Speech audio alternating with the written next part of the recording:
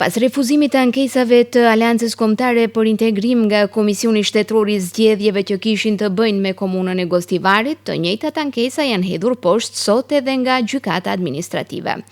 Lajmin e ka bërë të ditur ushtruesi i detyrës së kryetarit të komunës së Gostivarit Valbon Limani, i cili tha se tani prej që Komisioni Shtetëror i Zgjedhjeve të veprojë në përputhje me ligjin dhe të shpallë zgjedhje të reja brenda afatit ligjor prej 60 ditësh. Ne shfrytëzojmë edhe të drejtën e ankimit në gjykatën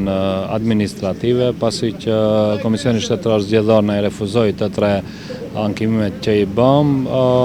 edhe te Komisioni Shtetëror Zgjedhor përgjigjet të cilën e morëm realisht nuk ka bazë juridike, por gjithsesi e pranojmë së të tillë tani edhe na lajmëruan se edhe prej gjykatës administrative të njëjtat janë refuzuar. Tani do presim që Komisioni Shtetëror Zgjedhor të veprojë konfort ligjeve të cilat i kemi në fuqi dhe të cilat kanë të bëjnë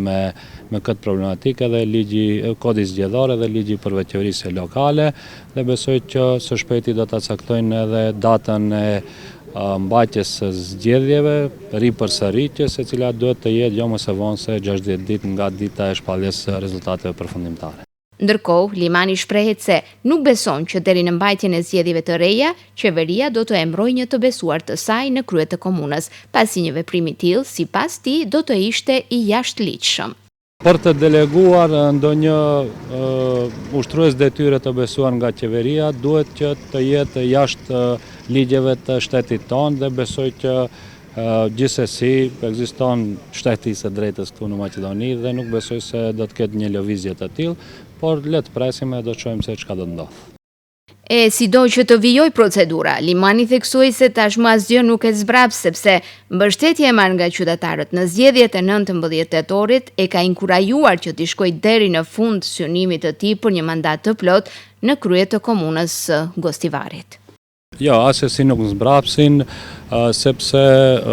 populli i Gostivarit me një, le të them, numër rekord në përqindje votash na dhan besimin se si kemi udhëhequr deri tani me komunën, dhe kjo është motivi më i madh që vetëm na bën më të fortë, dhe gjithsesi do të vazhdojmë me të njëjtën ritëm, gjithmonë të punojmë në të mirën e qytetarëve të Gostivarit dhe qytetit tonë.